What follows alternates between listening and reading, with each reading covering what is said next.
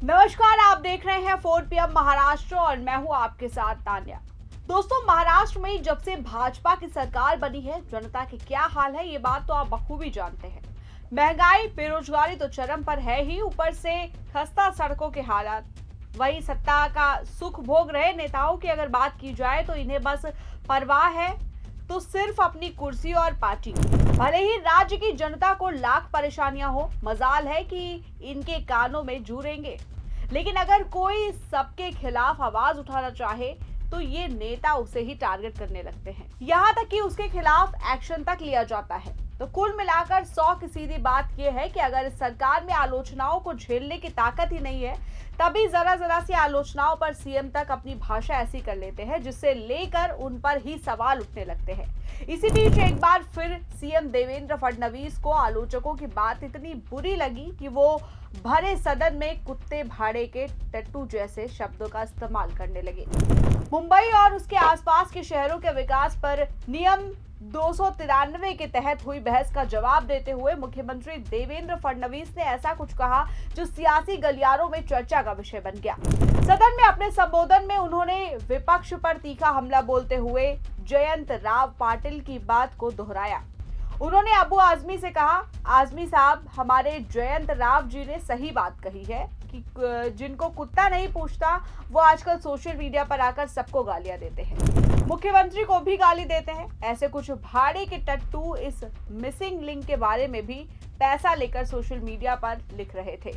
इसके साथ ही उन्होंने आगे कहा कि जो लोग सोशल मीडिया पर लिख रहे थे उनको भी कह देना चाहता हूं कि अगर महाराष्ट्र का अपमान करोगे तो नहीं छोड़ूंगा।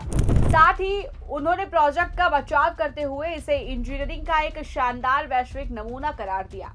Mumbai Pune missing link expressway पर हाल ही में हुए एक भूस्खलन के बाद सोशल मीडिया पर हो रही ट्रोलिंग और भ्रष्टाचार के आरोपों के बीच कड़ा रुख अपनाते हुए सीएम फडणवीस ने खुद को अब्यूज प्रूफ बताया। इसको लेकर जो उनका वीडियो वायरल हो रहा है, पहले आप उसे देखिए।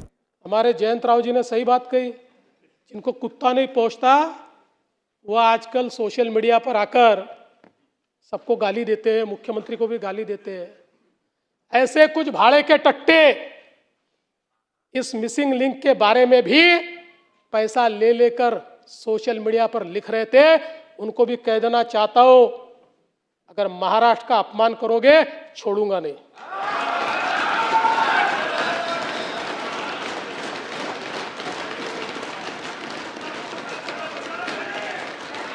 वहीं इसी बीच एमएनएस प्रमुख राज ठाकरे ने मुंबई में आयोजित मन से रेलवे कामगार सेना के स्थापना दिवस कार्यक्रम के दौरान मिसिंग लिंक मुद्दे को लेकर सीएम फडणवीस पर तीखा हमला बोला। उन्होंने विधानसभा में मुख्यमंत्री द्वारा दिए गए बयानों पर पलटवार करते हुए कहा कि अगर सरकार से जरूरी सवाल पूछना राजनीति है तो विपक्ष में रहते हुए भारतीय जनता पार्टी द्वारा किए गए तमाम आंदोलन क्या राजनीति नहीं थे। इसके साथ ही राज ठाकरे ने कहा कि मुख्यमंत्री विधानसभा में मिसिंग लिंक पर राजनीति न करने और महाराष्ट्र का अपमान न करने की बात कहते हैं, लेकिन हादसे पर सवाल पूछने में राज्य का कोई अपमान नहीं है। इसके साथ ही उन्होंने साफ शब्दों में कहा कि लोकतंत्र के अंदर देश की जनता को अपनी सरकार से सवाल पूछे जाने का पूरा अधिकार है। राज ठाकरे ने आरोप लगाया कि विरोधियों पर व्यक्तिगत हमले और तीखी भाषा की शुरुआत बीजेपी ने की थी, लेकिन अब जब वैसा ही माहौल उनके खिलाफ बन रहा है तो उन्हें तकलीफ हो रही है। खैर, आपको बता दें कि ये सारी बयानबाजियां जो हुई मुंबई पुणे एक्सप्रेसवे के मिसिंग लिंक प्रोजेक्ट पर हुई लैंडस्लाइड को लेकर। दरअसल मई 2026 में फडणवीस सरकार ने करीब 7,000 करोड़ की लागत वाला 13.3 मिलीमीटर का मिसिंग लिंक चालू करवाया था, जो लोनावला खंडाला घाट से बचाकर यात्रा का समय 20 से 30 मिनट कम करता है। 6 जुलाई को भारी बारिश में टनल के पास भूस्खलन हुआ, 100 टन मलबा आया, सड़क 18 घंटे बंद रही। सरकार ने तेजी से साफ किया कि आईआईटी एक्सपर्ट्स की सलाह ली और अतिरिक्त सुरक्षा उपायों का वादा किया। फडणवीस ने इसे इंजीनियरिंग मार्वल बताया, कोनकड रेलवे से तुलना की और कहा कि बड़े प्रोजेक्ट्स में शुरुआती चुनौतियां स्वाभाविक है। विपक्ष ने सुरक्षा, भ्रष्टाचार और गुणवत्ता पर सवाल उठाए, स्वतंत्र ऑडिट की मांग की। ऐसे में सीएम फडणवीस का ये बयान विवादास्पद रहा, क्योंकि इसमें आलोचकों को कुत्ता नहीं पूछता और भाड़े के टट्टू जैसे कहकर आम शब्द जनता का अपमान माना गया। कुछ ने इसे सत्ता के घमंड के रूप में देखा, वहीं समर्थकों ने इसे मजबूत रुख बताया। आपको बता दें कि देवेंद्र फडणवीस की महायुति सरकार ने इंफ्रास्ट्रक्चर और निवेश आकर्षण में कुछ दावे किए, लेकिन वास्तविकता में कई क्षेत्रों में विफलताएं, घमंड भरा रवैया और जन समस्याओं से दूरी साफ दिखती है। मिसिंग लिंक एक विवाद इसका ताजा उदाहरण है, जहां एक इंजीनियरिंग प्रोजेक्ट की शुरुआत समस्या पर सवाल पूछने वालों को कुत्तों से भी नीचे दिखाया गया। ये सत्ता के प्रति असहिष्णुता दर्शाता है। सरकार बड़े बड़े एमओयू और प्रोजेक्ट्स का ढिंडोरा पीटती है, लेकिन ग्राउंड पर डिलीवरी कमजोर है। मुंबई पुणे एक्सप्रेसवे जैसे प्रोजेक्ट्स में मानसून में भूस्खलन आम बात हो गई है। कोंकण रेलवे की तुलना करना ठीक है, लेकिन उस समय की तकनीकी और आज की अलग है। सरकार ने प्रोजेक्ट्स को जल्दबाजी में पूरा किया, ड्रेनेज और स्लोप प्रोटेक्शन पर पर्याप्त ध्यान नहीं दिया। परिणाम ये निकलता है कि आम यात्री परेशान, ट्रैफिक पुरानी सड़क पर डाइवर्ट, विपक्ष की मांग पर स्वतंत्र ऑडिट क्यों नहीं, पारदर्शिता की कमी सवाल खड़ी करती है। कृषि क्षेत्र में हालात और बदतर है। महाराष्ट्र में किसान आत्महत्याएं जारी हैं। विपक्ष के अनुसार 100 दिनों में ही इनमें वृद्धि हुई। सरकार दावे करती है कि सिंचाई और फसल बीमा सुधारे, लेकिन वास्तव में छोटे किसान सूखा, बाढ़ और बाजार की अनिश्चितता से जूझ रहे हैं। नदी जोड़ने के प्रोजेक्ट्स की घोषणाएं होती है, लेकिन क्रियान्वयन धीमा। किसानों की आय दोगुनी करने का वादा कागजी रह गया। महंगाई, बेरोजगारी और ग्रामीण संकट पर ठोस कदम नजर नहीं आते। शहरी मुद्दों में मुंबई की बाढ़ एक पुरानी समस्या है। सरकार 13,000 करोड़ के इंटीग्रेटेड फ्लड कंट्रोल प्लान की बात करती है, लेकिन हर मानसून में शहर पानी पानी होता है। डिसलिटिंग, ड्रेनेज और स्लम पुनर्वास में देरी और कथित भ्रष्टाचार की शिकायतें आम हैं। फडणवीस ने डिसलिटिंग पर पेनल्टी और ट्रांसपेरेंसी का दावा किया, लेकिन नतीजे नहीं दिखाई देते। मलाड, अंधेरी जैसे इलाकों में पानी भरना नियमित हो गया है। कानून व्यवस्था और शासन में जीरो टॉलरेंस के दावे के बावजूद राजनीतिक हिंसा, जातीय तनाव और क्राइम के कुछ मामले सामने आते रहते हैं।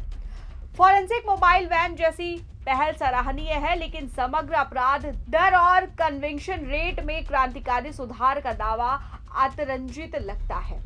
कुछ मामलों में सत्ता पक्ष के करीबियों पर आरोप लगते हैं, जिससे निष्पक्षता पर सवाल उठते हैं। आर्थिक मोर्चे पर डेवोस और अन्य जगहों से एमओयू साइन किए जाते हैं, लेकिन कई एमओयू कागज ही रह जाते हैं।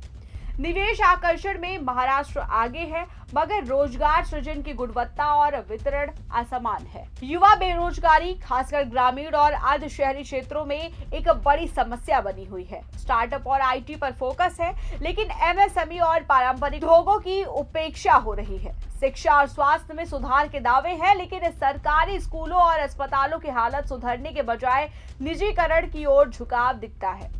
कोविड जैसे संकट या मौसमी बीमारियों में तैयारियां अपर्याप्त रही। सबसे बड़ी आलोचना शैली की है। फडणवीस का कुत्ता वाला बयान लोकतंत्र की भावना के खिलाफ है। सत्ता में बैठे व्यक्ति को आलोचना सहनी चाहिए, खासकर जब जन धन का प्रोजेक्ट हो।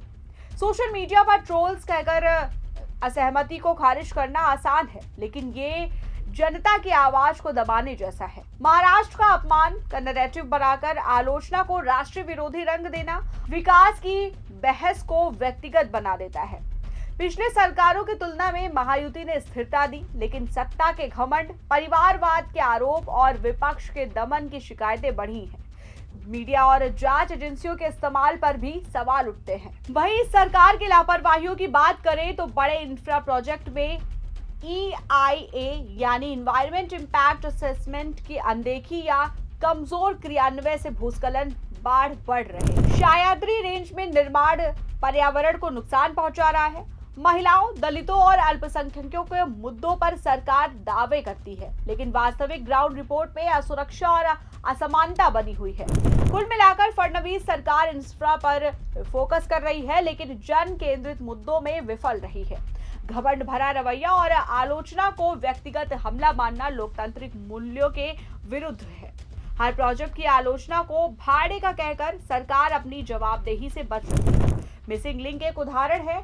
तेजी से बना लेकिन टिकाऊ नहीं साबित हुआ। लेकिन सीएम साहब ये भूल गए कि जनता को सवाल पूछने का अधिकार है। सरकार को घमंड छोड़कर काम पर फोकस करना चाहिए, नहीं तो 2026 और 2027 चुनावों में जनता जवाब देगी। खैर, इस मामले को लेकर आपकी क्या राय है? सीएम फडणवीस के इस बयान को आप किस तरह से देखते हैं? आप हमें कमेंट सेक्शन में जरूर बताएं।